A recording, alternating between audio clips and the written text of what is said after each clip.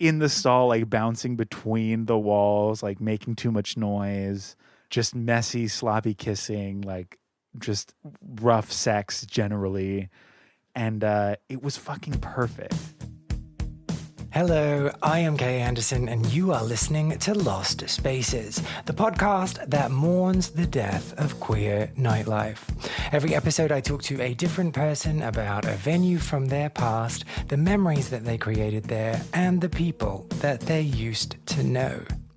This week, it is the crossover episode that none of you asked for, but despite that, I promise you are going to love.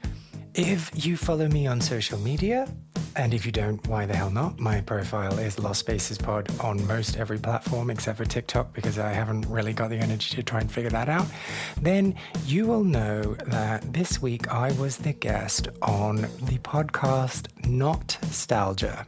And I always say it NotStalgia like I'm really emphasizing the fact that it's not nostalgia, it's NotStalgia. Sorry about that. Now, this is a really cool show where the hosts, Jess and Eric, discuss an original film and then discuss its remake and contrast and compare the plot changes, the direction, the colors sometimes, which always makes me feel stupid because it's really arty and clever and highbrow.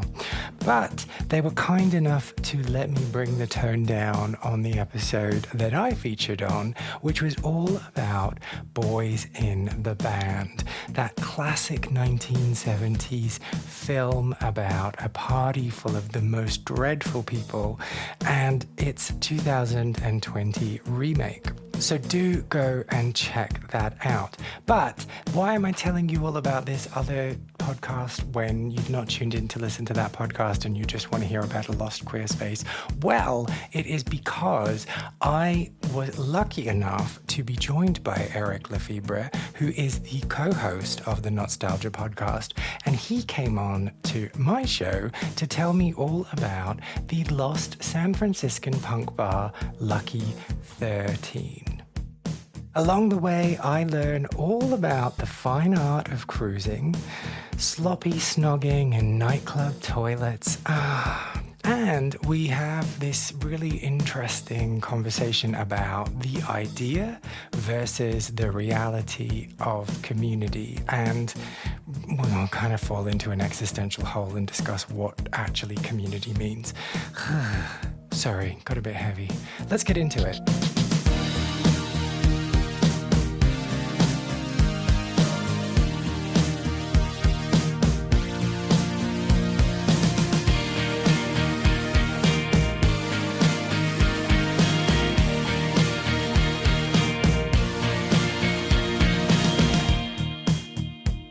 When I see American porn that has men having sex underneath a toilet cubicle, I'm always like, holy shit, like that toilet cubicle like is so high off the ground, like that can't be real. Yes. But is that real? It depends. Some public restrooms they still have a high stall. It's so high. It's pretty high. Some of them are. Some of them it's like that much off the ground. And some of them there's no entry point, so to speak. But yeah, it completely depends on the place. And so I think that like access and ability to possibly cruise is where a lot of cruising spots pop up and become kind of like hotspots for it. So it's engineered by town planners, is that what you're saying? I think that modern public architecture is homophobic. And what's modern? Like what period? I guess of the last 15 to 20 years of like redesigning public spaces, whether it's restrooms or whatever. Restrooms more specifically because of the recognition of the possibility of cruising or public sex in this way, where it's like, well, we're going to mitigate that and close it off completely whenever something is redesigned. At least in my own personal viewing of sort of renovations in these public spaces, that's what I've been noticing. But again, my perception and perspective is so limited in scope where I've only like, it's like, oh, well, what I've seen, but it's like, it could be coincidental that some of the newer bathrooms, the ones that I've seen, have this, and now I'm creating this sort of like, well, all bathrooms are that way based on Narrative this around very it. small subset of like experience points. It's just so rude when they get rid of the glory hole, isn't it? It really is. I'm like, that's not hurting anybody. We're fine. It's great. It's a joy. It's a treat even. Do you remember your first glory hole? Well, it wasn't a glory hole per se, but it was a like understall moment Okay. that led to something else. And this kind of dips into the music aspect as well. I was, and this was wild, I was 17 on a North American tour with my band at the time. I think we were in like week 5 of a 9-week tour. We were in London, Ontario. We had gotten to the venue early, and I think we had like 8 hours to kill or something. So it was a national holiday, and I don't remember which. So the downtown area was pretty empty. There really wasn't a lot going on. It was kind of like a business district. But I remember being like, I'm going to go explore the city. And I ended up in a mall. I do not remember which, but I was at this mall. I was in the bathroom. Obviously, like, it's been a while. I am very horny in this space.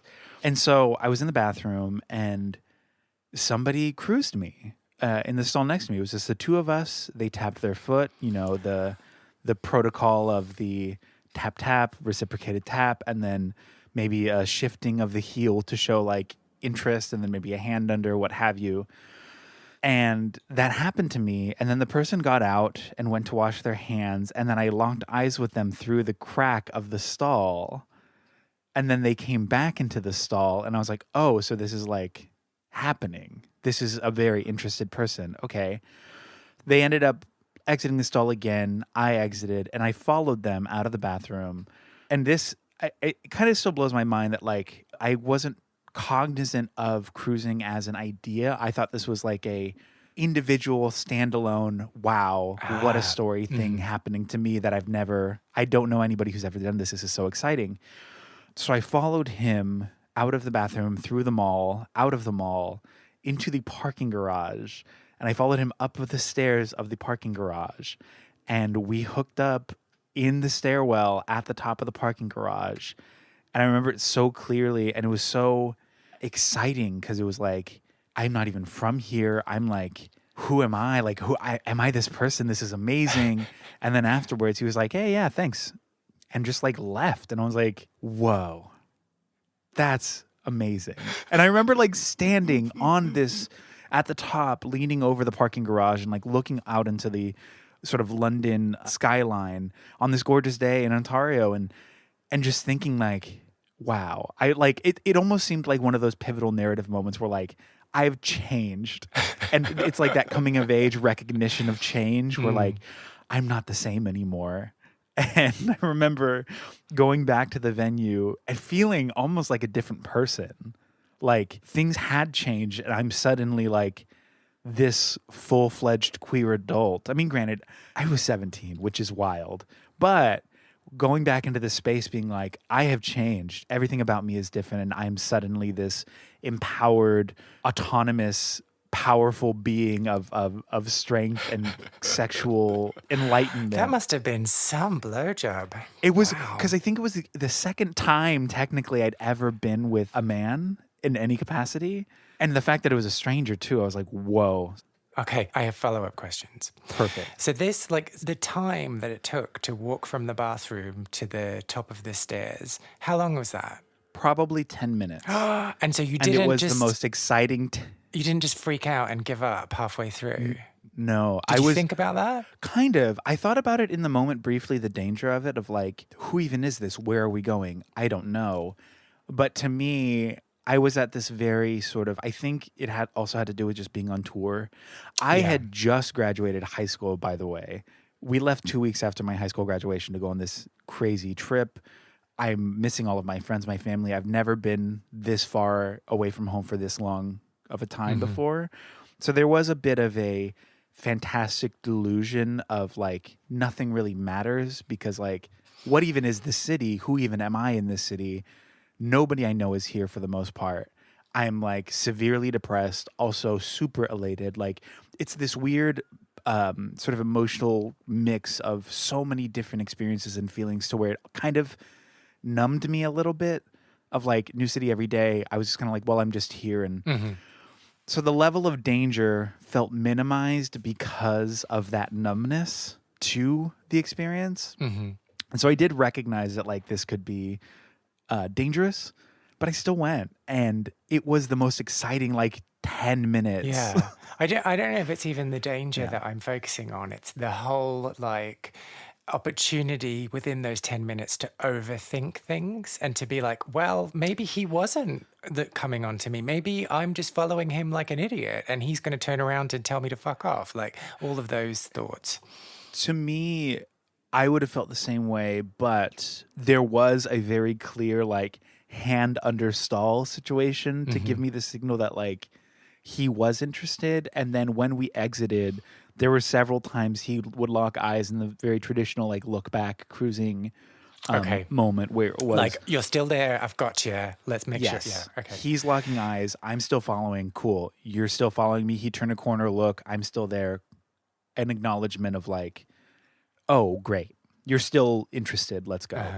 Yeah. And then the next follow-up question, the thing about what am I trying to say? The thing about like being socialized as a heterosexual when you're a child and being told over and over, like, you are going to meet the one, you are going to save yourself for the one, you are going to like have this special flower forever. And then transitioning from that into the world of like casual sex or to cruising or to other things, it's a bit of a mind fuck. Like, I know that for me, like when I started doing casual sex, I was like, oh, I guess we're married now. Like, you know, I guess we're going to start dating. I guess this is it. So like that thing being your second sexual experience, when he walked away, was it a bit like, oh? I mean, ish. So that was my second queer sexual experience. Oh, you'd already slutted it up. Okay. I'd had typical heterosexual sex. You'd already given away your flower. Oh, yeah. That notion of like saving yourself, I kind of rid myself of that very early in a way that I recognized the goodness of sex and the power it held for everybody involved, especially in like a very consensual, loving, nurturing experience. And so with that in mind, I'm like, why would I ever not do this? Like that seems so, it seems like such a control tactic. And I, as like a young punk, I was like, I'm not going to be fucking controlled. You cannot stop me from finding this joy, from fulfilling these wonderful things with myself and people who also want to experience these things. And I am not going to be stopped by you. So there was that level of thinking from like 13, 14, 15, 16, like my teen years. It was very that where like I wasn't really drinking, I wasn't really doing drugs, but sex, I was like, oh, that's amazing and good, and I want this. But this particular situation, this particular instance of sex was kind of enlightening just in the casualness of it. Before this, I'd never really had an encounter that was as casual as, or not even necessarily transactional. It was just very like, yes, you want this, I want this. I don't know your name. Fine. You're hot. You think I'm hot. This is cool. Boom, boom, boom. 5 minutes later or whatever. Is that all it took? Have a great 5 day. minutes? I mean, I was 17. I was, yeah. and I was like, what, five weeks into a tour, like where I'm stuck in a van with all of my friends. Like it was a lot. And I mean, that's also probably part of it too, the euphoria of that release and like the whole experience of it. And then standing there and like taking in everything that is there in that sort of like post-cum brain of like, oh, like everything is lovely. All of those endorphins, you know that just, ooh, like everything changes. The risk with post-cum brain is that it can go one of two ways. It can go in that direction where it's like, wow, I have this brand new perspective on the world. Or it can go in the direction of, who the fuck was that? What the hell is wrong with me? Why did I do that? I am disgusting. And see, that is actually something that I've struggled with for most of my years, at least in my 20s. Shame as it stands with sex, like attaching shame to sex or feeling shame around sex, whether that is in any capacity, post-sex being like, why did I do that? Or, oh, I'm not good enough to have sex with this person, or I'm not lovable enough to be desirable. I'm not, what have you. Like every iteration of shame in that bracket of sexual experiences, I've really spent a lot of time working on that. And I've gotten to such a lovely place. I think what is interesting to me is that in this moment, in hindsight, not even a wince of shame came over me. And I don't know why, because especially at that age, I feel like that would have been huge. I would have been like, why? Oh my gosh, like I'm not this person. Me doing this? Absolutely not. But in that moment, it was just like, yeah, that was great, and I'm feeling lovely by it. And there is that saying, "When in Canada." When in Canada, exactly. It's true to form. Those Canadian boys really are very, very welcoming. And so you've had this dalliance. You've then gone back to the venue. Did you tell anyone, or did you kind of just keep that to yourself and have a little bit of a smugness? It was very much a secret. There was a slight smugness just in like this uptick in optimism, I'd say, where it went from me being a little bit sultry, a little down in the dumps, to just like, yeah, show, perfect. Let me set, like, you know what I mean? I've written three new songs. Oh, 100%. Exactly. I was like, oh, I'll set up merch. Yeah, no, you guys go have a drink. I'll be in charge of merch tonight. How does that sound? You know what I mean? The performative optimism of it. So it was pretty easy going when I got back to the venue, and I did keep it a secret because at that time too, I wasn't out to my band. Nobody in the band knew that I was gay, even though arguably the band that I was in at that time that we were touring with was a pretty like queer subversive. Our lead singer, he also wasn't out, and he also passed away several years ago, so we never really discussed his queerness to any degree. But every night in drag, full persona, wig, like just he went from Johnny to Jenny, and that was the whole thing, was like this queer subversion of a very toxically masculine music scene, and we were the band kind of showing up and destroying everything about it. Sometimes to our what is the word? Negative detriment? Thing. Negative action. Detriment, thank you. Sometimes to our detriment, because there were times where like we would do this very overtly queer thing in these exceptionally straight spaces, and people would try to fight us on stage or after the show or whatever. They did not want it, and we said, fuck you, we're going to do it. And I mean, that was the whole deal. So, but I was still, even in that environment of like understanding the subverting of straightness, I was still like so terrified to come out, which seems so strange to me. But yeah, like looking back on it, do you know why that was? I felt as though maybe because I was known as one thing, that it would change people's opinion of me. I'm not to say that like it would, but the fear of the possibility was the thing I think that charged the most doubt in myself. You can't put the lid back on the bottle. That's not a phrase, but yeah. But yes, exactly that. It's once it's out, it's out. Oh, genie! It's the genie. I'm out. It's the genie out of the bottle. The genie. You can't put the genie back in the bottle. Yes, and I am a full Robin Williams. So I see you more as Will Smith in the remake. I'm gonna go cry in my bed. Oh, I'm sorry. That was a throwaway joke. I didn't mean it. No, it's okay. I've actually not seen the remake, so I can't realistically say that feels like a negative. But yeah, so that was the whole thing. I mean, I did come out to them, I think a couple years later, and it was very just like, oh yeah, cool. I'm like, oh, cool. And then subsequently, our lead singer similarly was like, I think, and I was like, let's talk about it.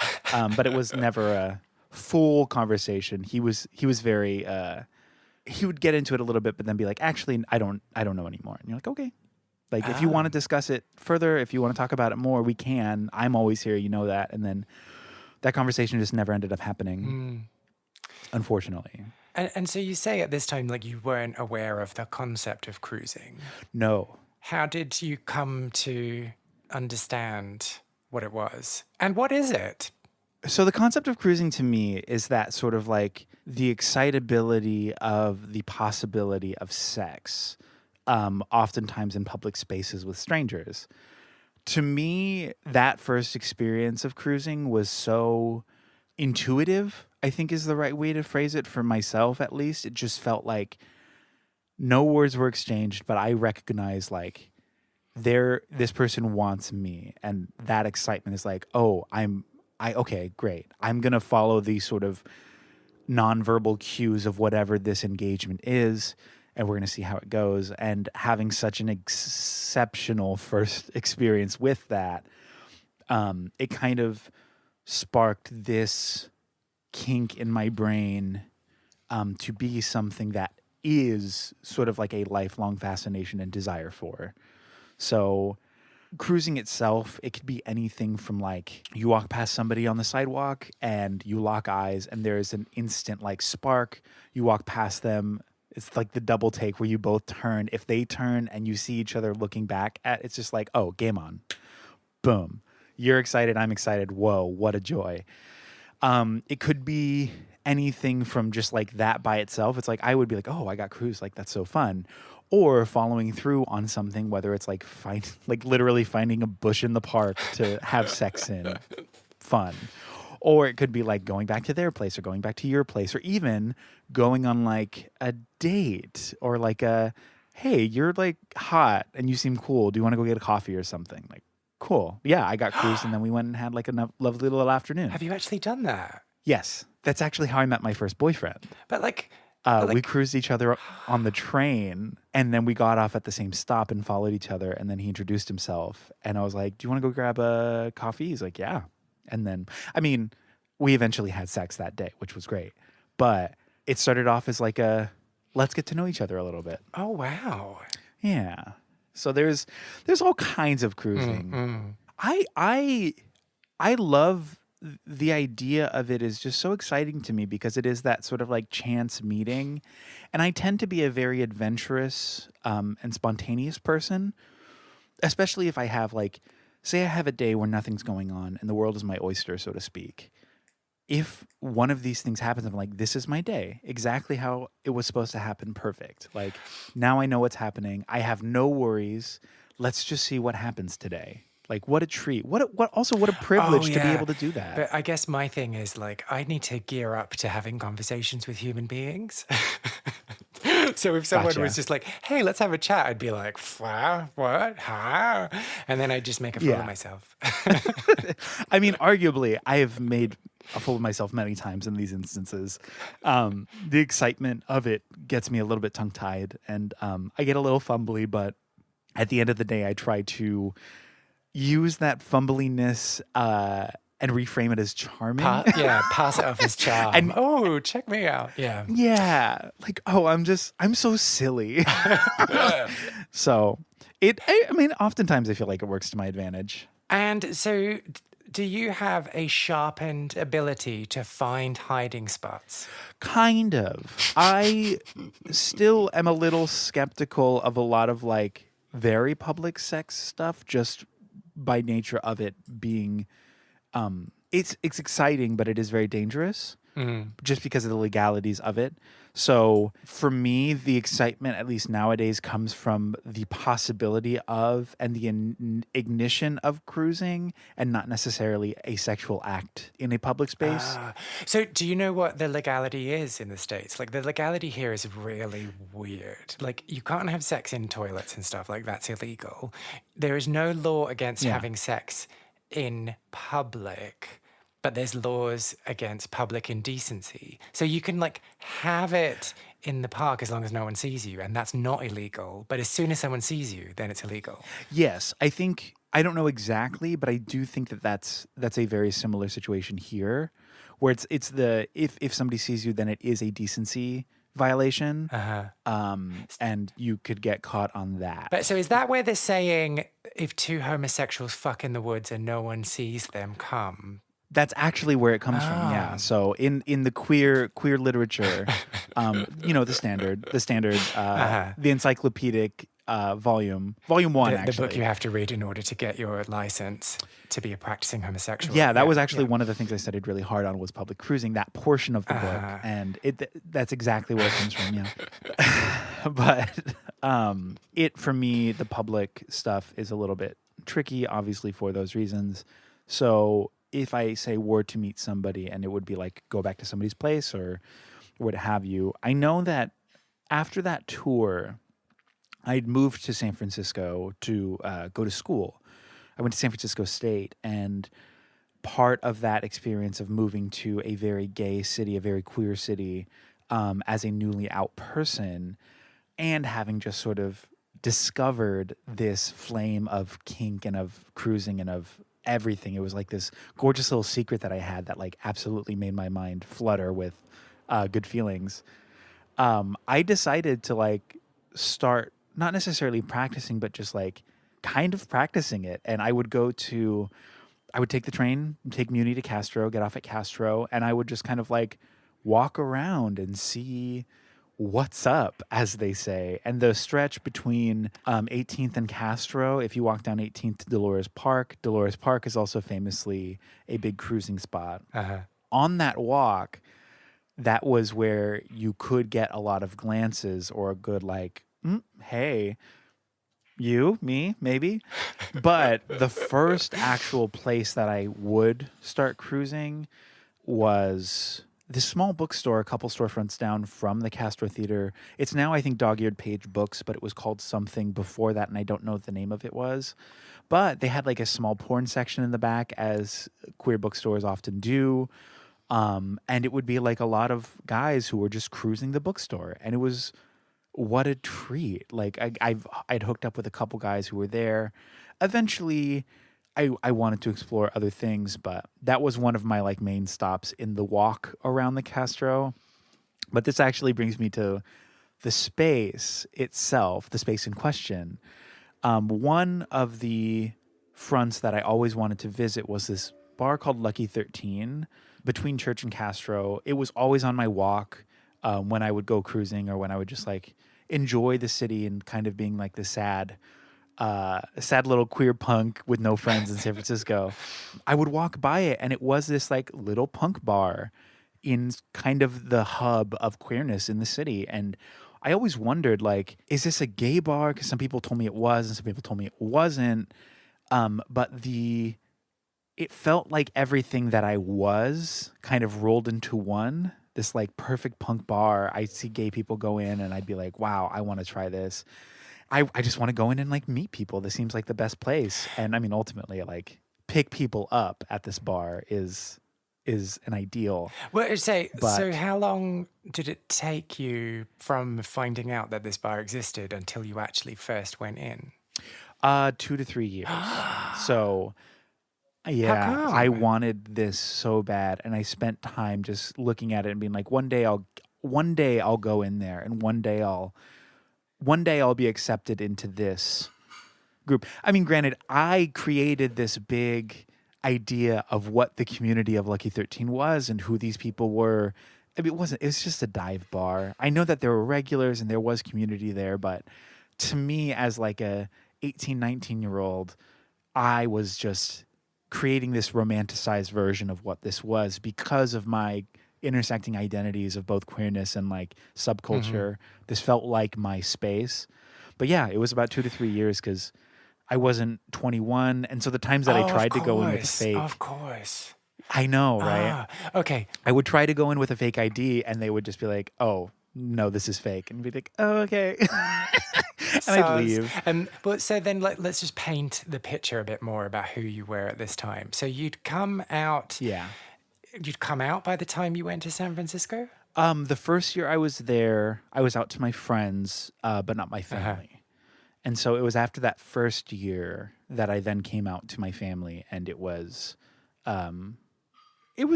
I think it was pretty good, all things considered. I feel very lucky in that respect. I mean, now I think initially it was a little like, what?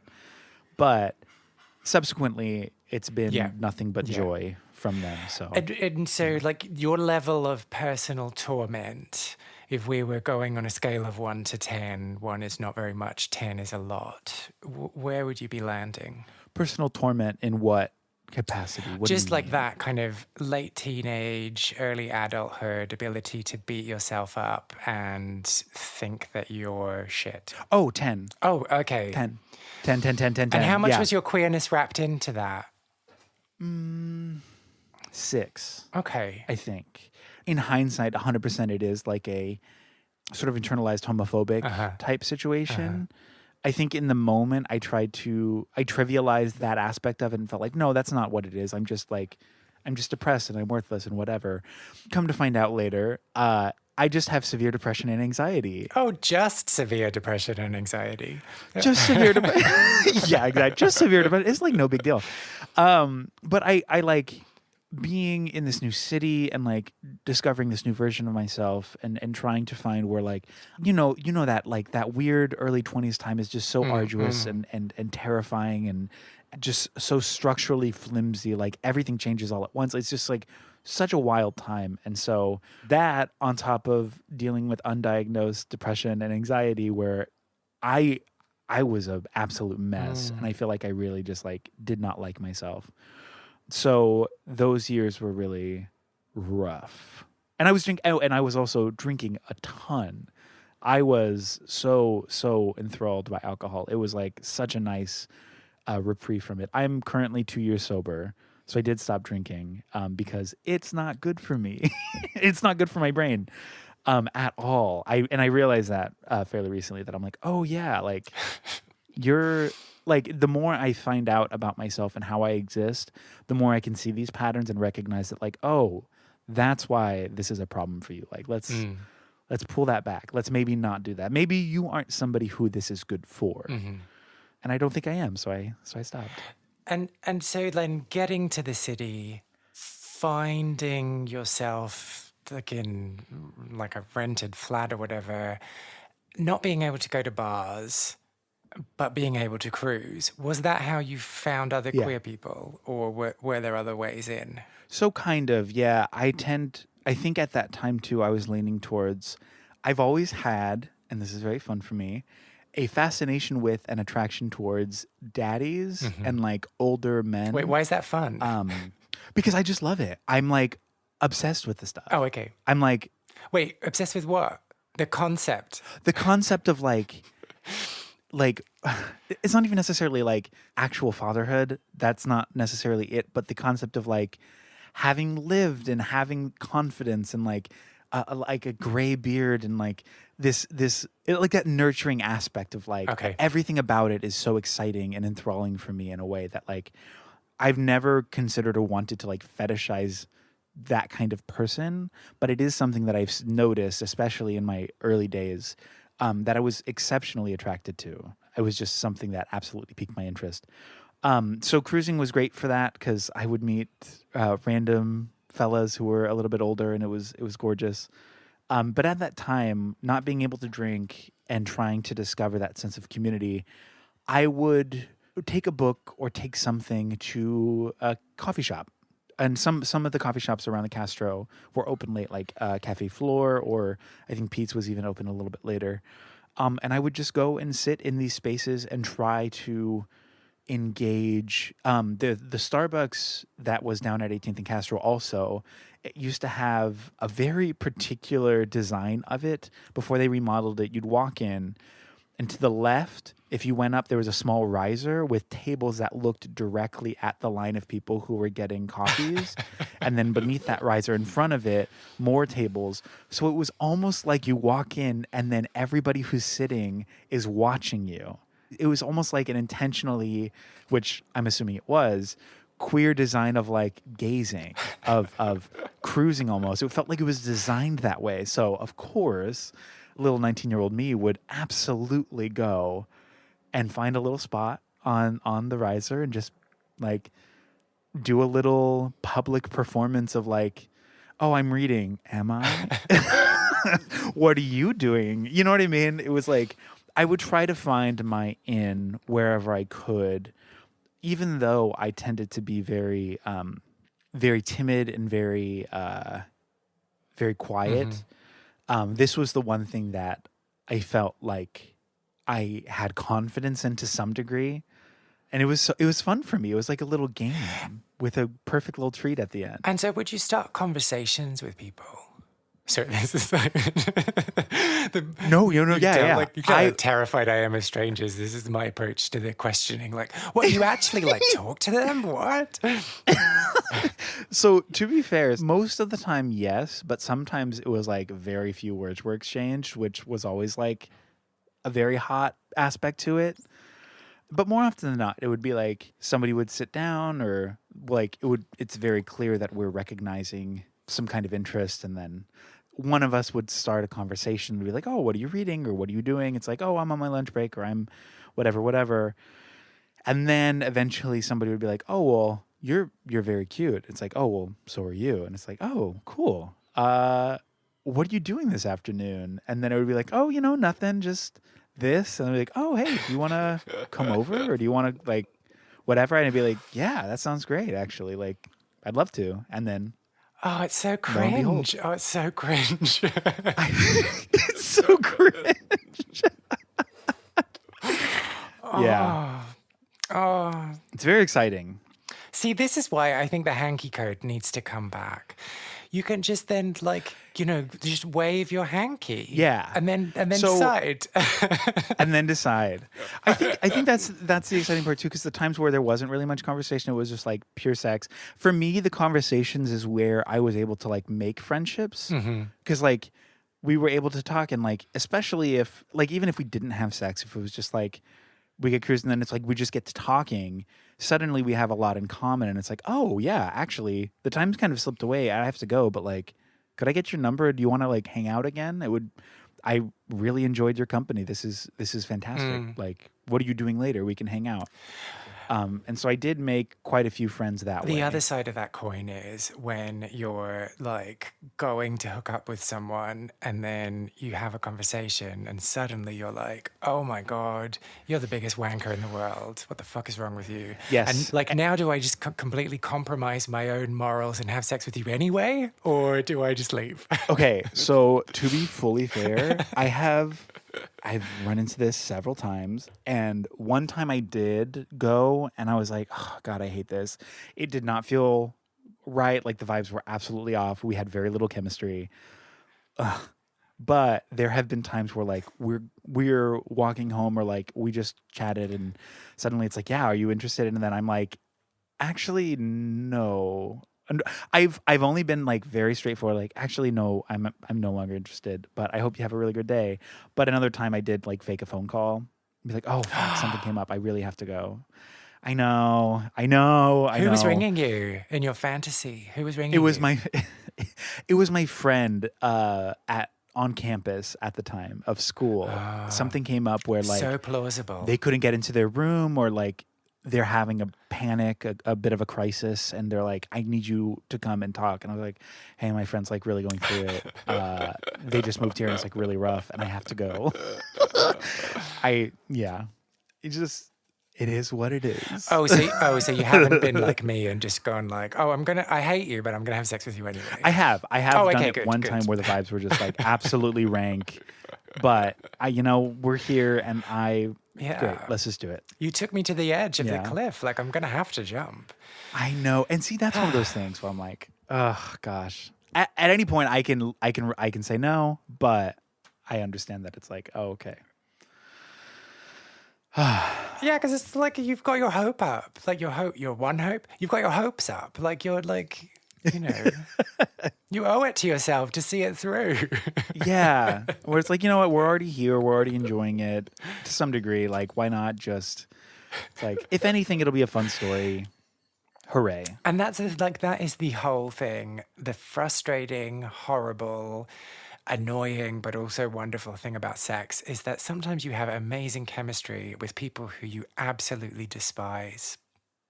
And sometimes you have no chemistry with people who you love. And isn't that such an unfortunate reality? It sucks. Some of the best sex I've ever had in my life have been with men who like the sex is just phenomenal, like an all night situation.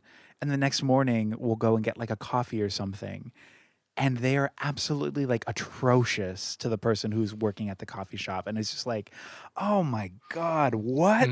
How? How is that you? Oh no, this is who you are? Fuck. I guess I never have to see you again. Damn it. Or I'll see you again and we just don't get coffee. Because the sex is great. It's so good. But the coffee situation, no. I cannot be around that. That's rough. I'm sorry. Yeah. Right. So Lucky 13, because I do believe that's what we're here to talk about today. Yes. So eventually you got to a point where you were old enough, which is 21 in the US, to go to Lucky 13. Was that like the first place you went to as soon as you turned 21, or did it take a while? Kind of, yeah. It was sort of, the day had finally come for that moment, and I jumped at it. I think it was like on my birthday or the day after. I went to Lucky 13, and it was great. It was gross. It was grimy. It was like a cool assortment of like punk people, queer people, and like it just felt great. It was also cheap beers, and there was this like really shitty popcorn machine in the back and some pinball machines, and it was kind of like all I had hoped it to be. It wasn't this big fanfare or anything wild, but the biggest thing for me, I remember when I walked in, they have these like really gorgeous illustrated like show posters, punk show posters on the wall in the back. And two of them were actually, my band's name was on these posters. Now, this band had been around for a while, and I just joined them. So these were shows that like happened years before I had joined. But it just felt so, I mean, maybe that's just local music, but it felt serendipitous to walk into this space that I had kind of held at such a high standard and really romanticized, to then walk in and see like this thing that I identify so strongly with, my band's name, is in this gorgeous poster on the wall, not just once, but twice. Like, it felt correct, if that makes sense.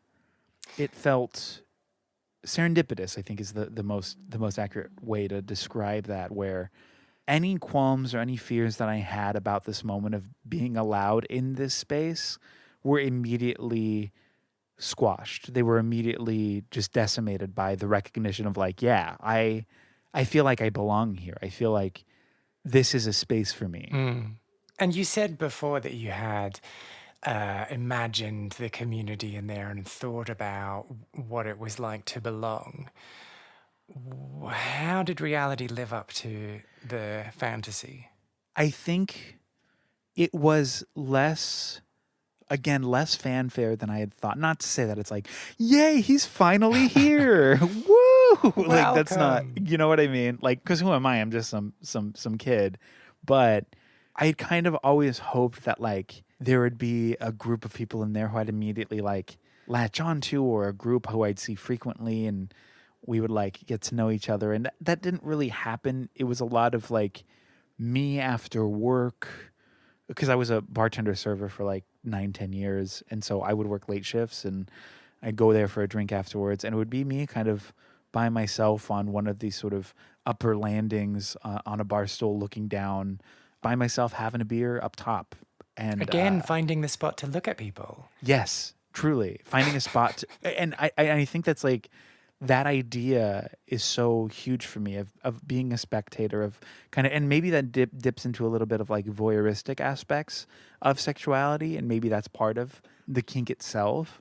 But yeah, I would always want to like find a spot to spectate and just sit in isolation, pretty much drinking my beer, spectating the situation. And they would always play music that I loved. So it was, even though it wasn't necessarily this place where like I found this gorgeous community of people who I would then have like lifelong friendships with, or to be recognized by, I still found a space where I could just exist in a way that felt so comforting in all aspects of myself, from the spectatorship, from the music, from the aesthetic, from the queer identity. I mean, even the popcorn. I love popcorn.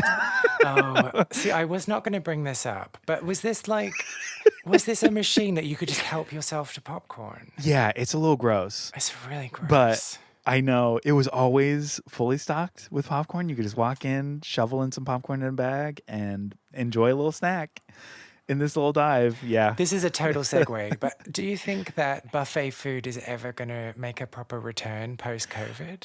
Not in the same way. No. The unregulated, absolute disgusting Filth. way that these filth. It is filthy.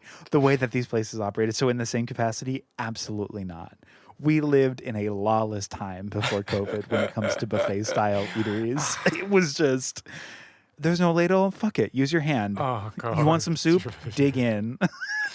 So I can't revive the Sizzler brand then? Is that what you're saying? Yeah, no, Sizzler, I mean, arguably Sizzler was out before the pandemic. Sizzler is trash. Sizzler is like Oh, hang on, I've just looked it up. In September 2020, Sizzler USA filed for Chapter 11 bankruptcy due to the COVID-19 pandemic hurting sales. a must. This, Yeah. okay, all right, no, okay. I mean- like there is a hipster bar in this. Reimagining the buffet. How can I do this? Well, okay. Are you familiar with those taps at tables bars? Oh, yes, yeah. I feel like that's a similar thing where it's a help yourself to drinks.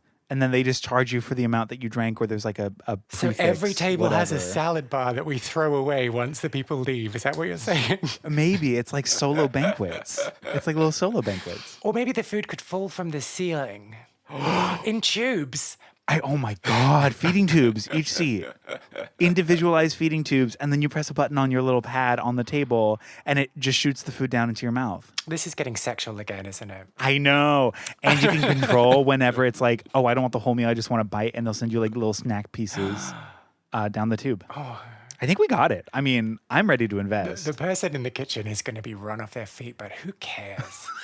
You know, it's going to be a terrible job. All right, cool. I'm down. I'll drop a business plan. I'll send it over. Perfect, Wait, so popcorn, we're moving on from popcorn. Oh, I wanted to just pick a little more at this thing about finding community and the expectation of finding community in a place and whether or not I struggle with the concept of community, first of all, especially when it's around.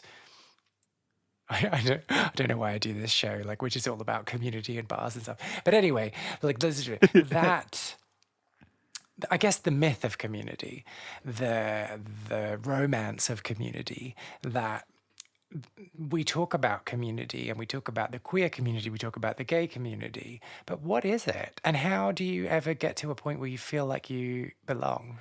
That is one of the best questions because I truly don't know if there's an answer. I agree that I think that the community as a whole and as an idea is generally a myth because as young people, especially as young queer people, there is that the romanticization of like one day I'll find it, one day I'll be invited into it, and yeah. one day I'll be accepted into this community and I'll have found my people.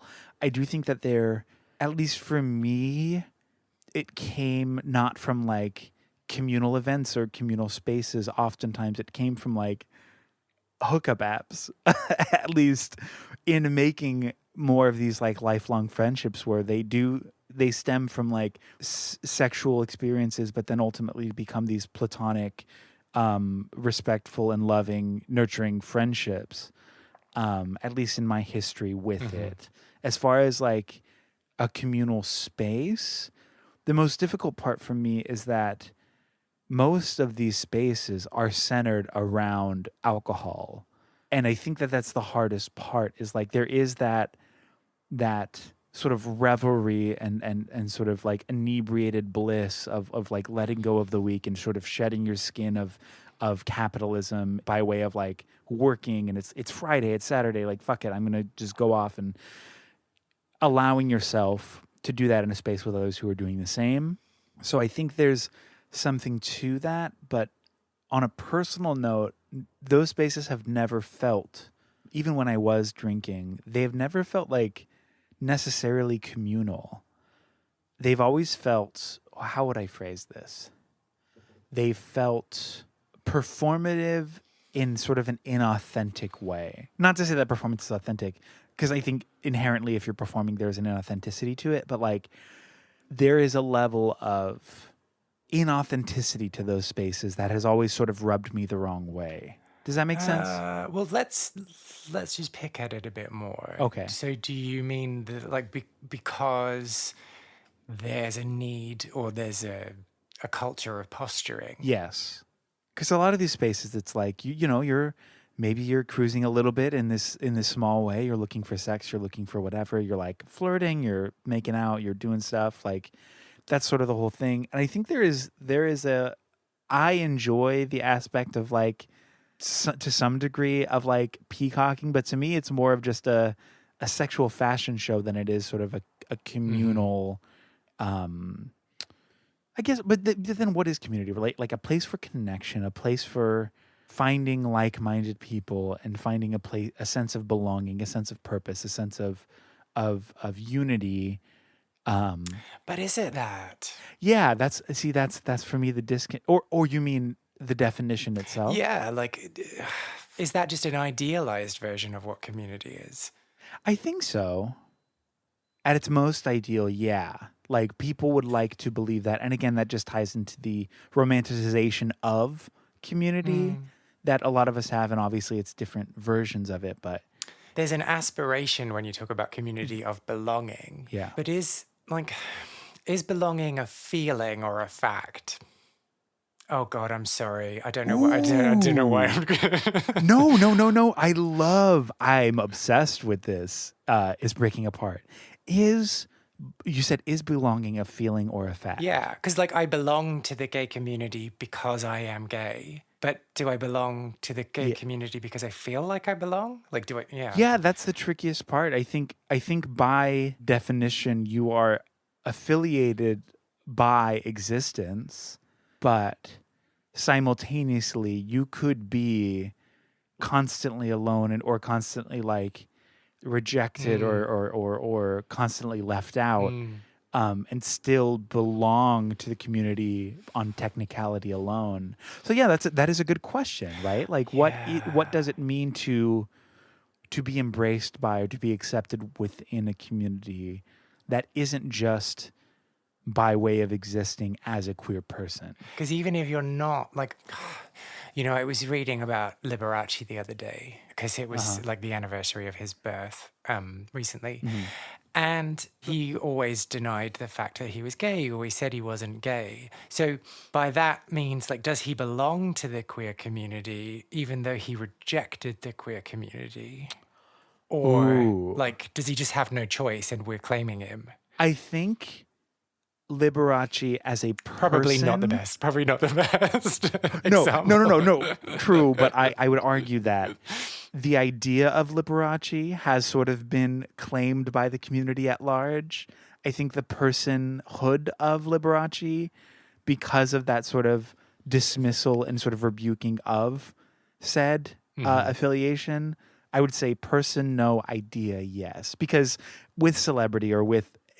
I mean, especially Liberace, there is sort of a larger than life idea that is attached to this person. Yeah. So the idea of Liberace is, I would say, an embracing of things queer, especially the way it's been used within culture as sort of a covert way, at least of the last like 40 years, to describe like effeminate men or femininity at large or queerness or gayness or what have you.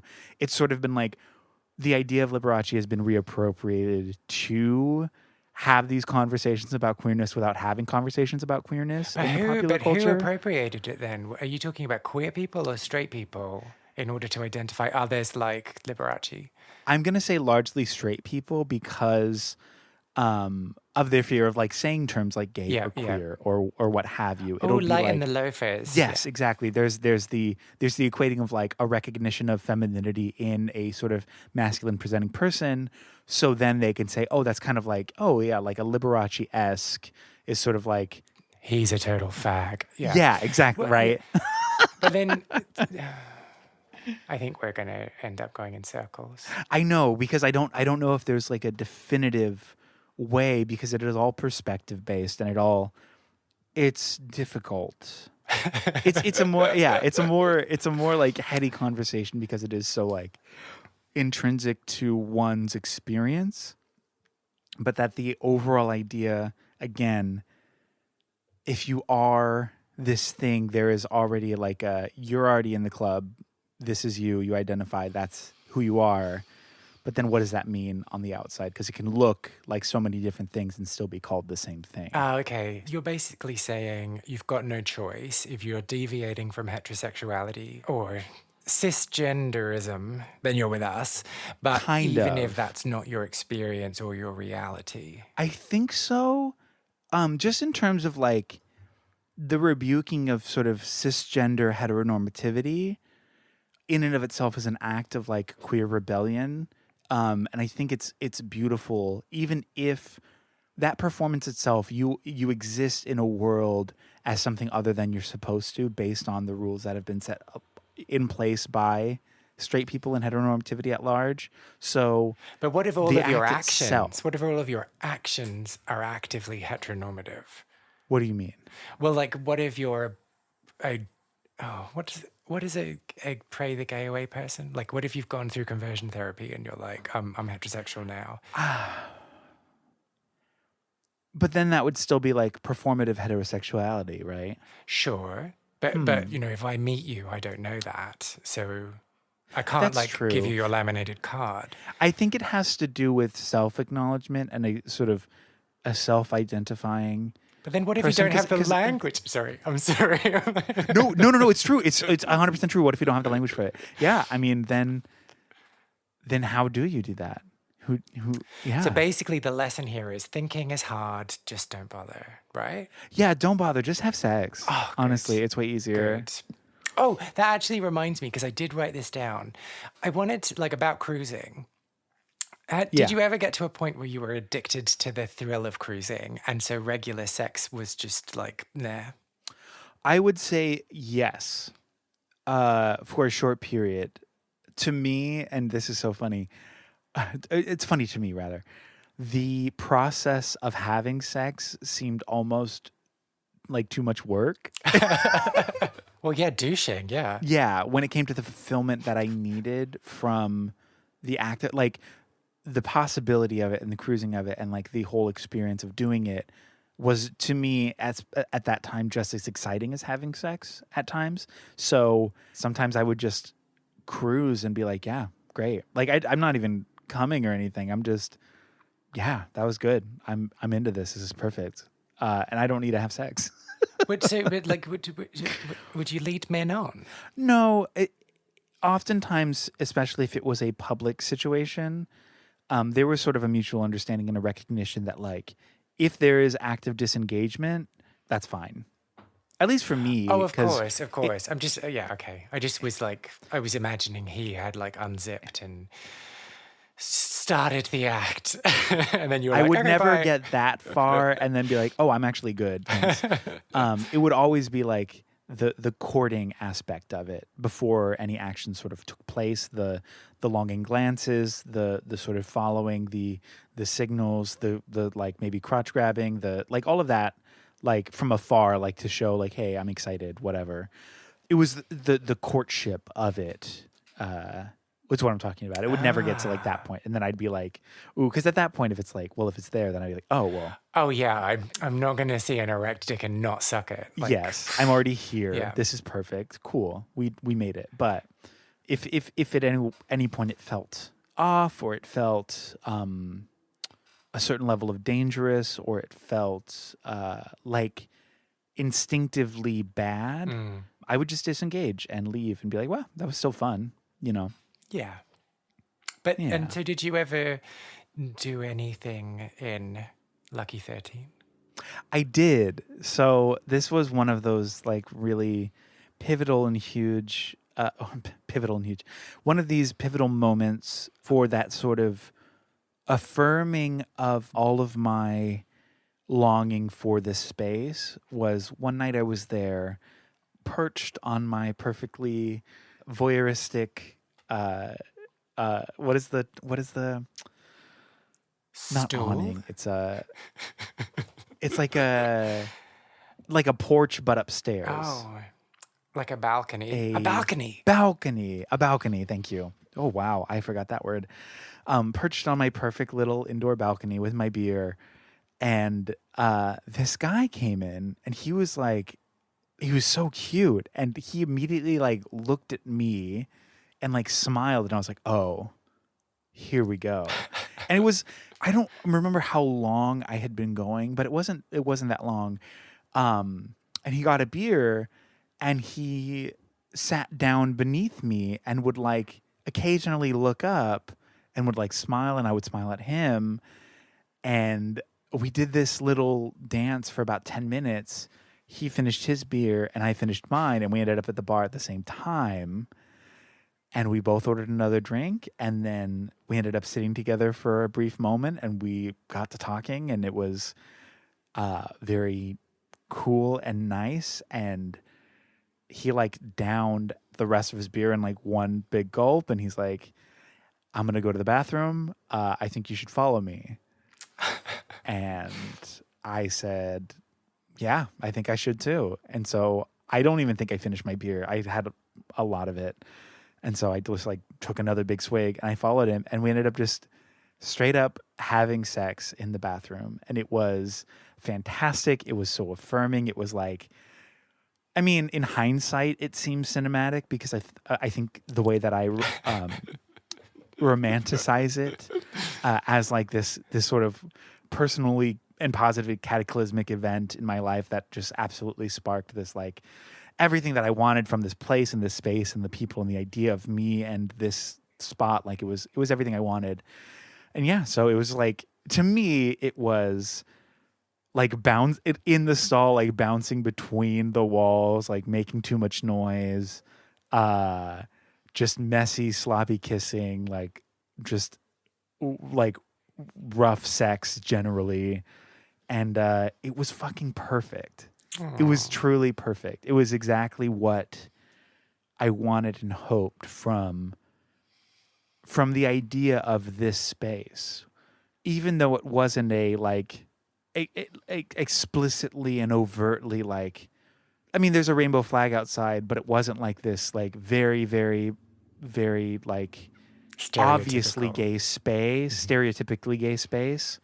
Having sex in that bathroom was like, it was magical. And then we finished, and I don't think we ever saw each other again. He left, and I got another beer, and I went back to my spot with a big smile on my face, and it was exactly right. It was exactly correct.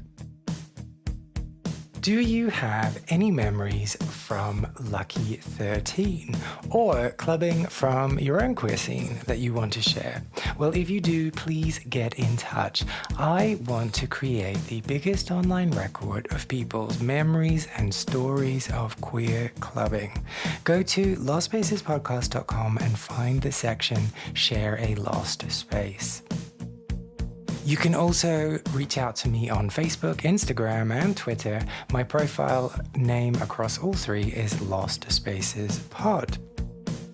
Find out more about Eric by following him on Instagram. His profile there is La Febre, ELAFEBRE. And Eric, if you're listening to this and I keep stuffing up the pronunciation of your surname, I'm really, really sorry. I'm trying. Also, make sure that you listen to the NotStalgia podcast wherever you find podcasts. Lost Spaces is not only a podcast, but a concept record as well. I have been writing songs about queer venues and the people who used to live their lives there, and will be releasing songs over the coming year. You can hear the first single, which is called Well Groomed Boys and is playing underneath my talking right now on all good streaming platforms. If you enjoyed this episode, I would really appreciate if you subscribed, left a review on your podcast platform, or just told people who you think might be interested in giving it a little listen too. I am Kay Anderson, and you have been listening to Lost Spaces.